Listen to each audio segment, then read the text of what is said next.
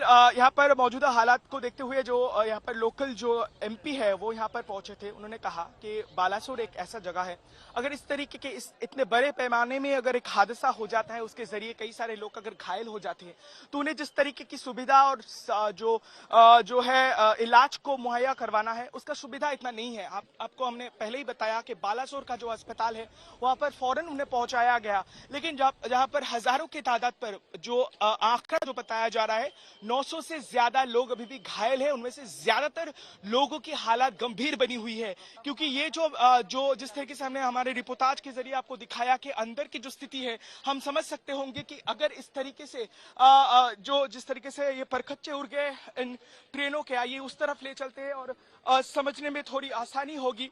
मान लीजिए ये जो डब्बा है ये बिल्कुल पलट गया है, बिल्कुल जो है पटरी से बहुत दूर बिल्कुल पलट गया है। यानी इसके अंदर सफर कर रहे थे जो लोग, उनको भीषण चोटें, गंभीर चोटें पहुंची और उन्हें वहां पर पहुंचाया गया, लेकिन डॉक्टर उतने नहीं थे। स्थिति जो थी वहां पर बहुत ही बेकाबू थी और बारी बारी में एडिशनल डॉक्टर्स वहां पर पहुंचाए गए। रात के 1:30 बज चुके थे, यानी 7 बजकर हुई ये हादसा। उसके बाद कई घंटे लग गए वहां पर डॉक्टर्स और खासकर जो एम्बुलेंसेस है, ऑक्सीजन से इन्हें पहुंचाने के लिए।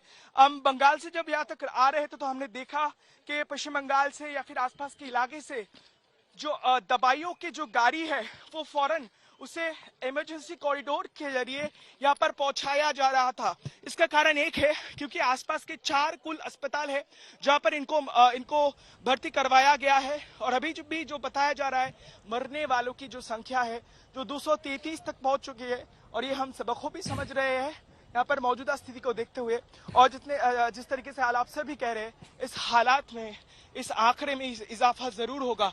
आप देखिए तस्वीरों के जरिए फिलहाल एनडीआरएफ की टीम वैकल्पिक रूट की अगर बात कर ले ऋतिक, चूंकि ये पूरा जो रेल रूट है ये बाधित है, तो ऐसे में वैकल्पिक इंतजाम क्या किए गए हैं? जो यात्री जाना चाहते हैं अपने गंतव्य तक, उनके लिए क्या कुछ उपाय किए गए हैं? देखिए, एक तो है साउथ ईस्टर्न रेलवे का ये जो रूट है यानी बालासोर भद्रक, ये बहुत ही अहम रूट बन जाता है। खासकर पूर्व भारत से दक्षिण भारत के बीच जो कम्युनिकेशन है, रेलवे कम्युनिकेशन भारतीय रेल का, वो अहम है। लेकिन फिलहाल ये बिल्कुल बाधित पड़ा हुआ है। ये जो मेन रूट है आप देख सकते हैं, एक भी ट्रैक जो है वो कार्यरत नहीं है और उससे कोई भी ट्रेन अभी तक नहीं जा सकता। आपको ये भी हम दिखाएंगे, हमने जिक्र किया था कुल 3 ट्रेनों का, लेकिन ये जरा देखिए और एक ट्रेन, यानी ये भी एक मालगाड़ी है, खाली मालगाड़ी है और वो पटरी के बिल्कुल बगल में खड़ा हुआ था। उसका जो इंजन है वो भी क्षतिग्रस्त हुआ है।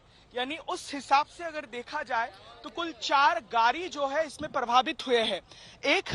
2 गुड्स ट्रेन, 2 मालगाड़ी और 2 पैसेंजर ट्रेन इस तरीके से प्रभावित हुए हैं, ये हम स्पष्ट देख रहे हैं। और आपको हम जैसे बता रहे थे, ज्यादातर जो ट्रेनें हैं यानी हावड़ा की तरफ से आते हुए या फिर दूसरी भाग से, तो उन्हें डाइवर्ट किया गया है और कुछ लोग ज्यादातर ट्रेनों को रोक दी गई है और ज्यादातर ट्रेनों की जो रूट है फिलहाल के लिए उसे कम कर दिया गया है, यानी यहाँ तक नहीं वो पहुंच रहे।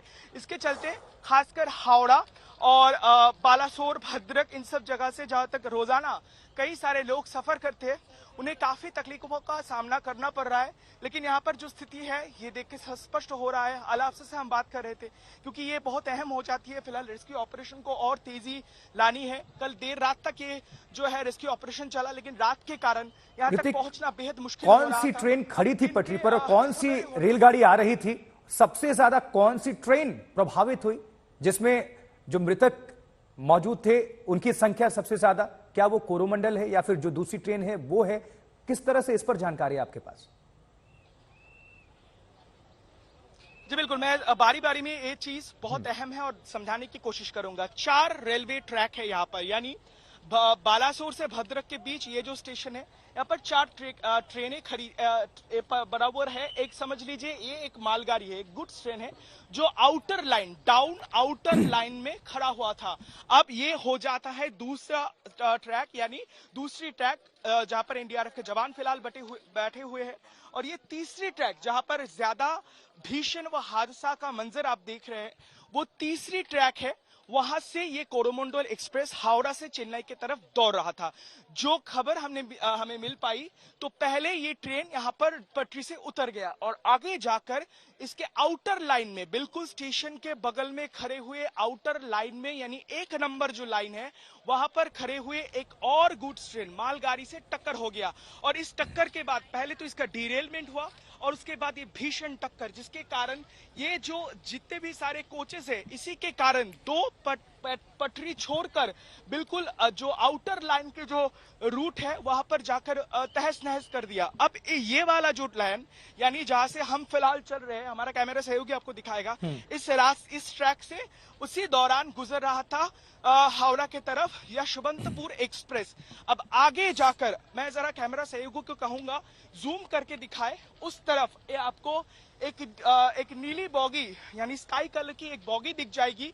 दरअसल वो भी एक हादसा का जगह है जहां पर ये जो आपका जो हावड़ा की तरफ बढ़ती हुई यशवंतपुर एक्सप्रेस वो यहां से गुजर चुका था आसानी से, लेकिन आगे जाकर उसका पीछे वाला 3 बॉगी जो है वो इस डिरेलमेंट के चलते इस कोरोमंडल एक्सप्रेस के जो पीछे वाले के जो कमरे थे, जो जितने कोचेस थे, उससे टक्कर हो गई और इस कारण उस ट्रेन के भी 3 बॉगी भारी भीषण रूप से प्रभावित हो गया और उनमें सफररत कई सारे यात्रियों के मौका पर उनका मौत हो गया। बहुत ही दुखद और बेहद दर्दनाक ये हादसा है। आप जिस तरीके से हमारा कैमरा घूम रहा है आपको दिख जाएगा कि मेरे पीछे मौत का वो मंजर स्पष्ट बयां कर रहा है कि किस तरीके से वहां पर लोगों को तकलीफें हुई होगी। लेकिन भारतीय रेल की जो इतिहास है उसमें शायद ये सबसे अहम और दर्दनाक हादसा है। और जिस तरीके से भारतीय रेल आए दिन ये दावा करता है कि सबसे ज्यादा लोग सुरक्षित सफर वो कर सकते हैं, लेकिन उस पर जरूर सवाल निशान उठ रहे हैं। लेकिन इस बारे में अभी तक पुष्टि और या फिर जानकारी हमारे पास नहीं है। जब तक ये जो रेलवे सेफ्टी का ऑफिसर यहाँ पर पहुंच जाएंगे, रेलवे सेफ्टी का बोर्ड का ऑफिसर यहाँ पर पहुंच जाएंगे, शायद तब कुछ किनारा मिल पाएगा, कुछ अंदाजा हमें मिल पाएगी कि किस कारण से तकनीकी खराबी किस कारण से थी। क्योंकि अमूमन हम जो जानते हैं इस तरीके के हादसे के लिए अगर ट्रेन पहले डीरेल्ड हो चुकी है उसके लिए क्या ये जो कोरोमंडल एक्सप्रेस है उसका इंजन का कोई तकनीकी खराबी वो जिम्मेदार है, सवाल उठता है। एक दूसरा, जैसे पीछे वाला स्टेशन से वो गुजर रहा था, क्या लूप लाइन यानी जहां पर क्रॉसओवर हुआ वहां पर कुछ तकलीफें हुई या फिर आगे जाकर कुछ मुश्किलें पैदा हुई, ये तभी समझ में आ जाएगा। या फिर ट्रेन की रफ्तार कितनी थी ये समझने की जरूरी है। लेकिन जब वहां पर तफ्तीश में आएंगे लोग तो उस ट्रेन के जो इंजन में लास्ट जो किलोमीटर यानी जो किलोमीटर का काटा है वो इस तरीके के हादसे के बाद वो ऑटोमेटेड लॉक हो जाता है। यही जो तकनीक है ये इस्तेमाल किया गया, ये इंस्टॉल्ड है इस तरीके के हादसे के पोस्ट मॉर्टम आप कह सकते हैं, उसकी तहकीकात में सहायता करने के लिए। इन सब चीजों को बारी बारी में खंगालने के बाद हम इस नतीजे पे पहुंच पाएंगे कि किस कारण इतना भीषण हादसा हुआ। लेकिन इसके लिए जो रेलवे सेफ्टी बोर्ड के जो आला अफसर है वो यहाँ पर पहुंचेंगे बारी बारी में। रेलवे के ऑफिसर्स जो है वो अभी भी पहुंच चुके हैं, मुआयना कर रहे हैं, इकट्ठा कर रहे हैं यहाँ पर जानकारी कि किस कारण से हुआ है। लेकिन ये बहुत ही दर्दनाक और बेहद दुखद घटना है।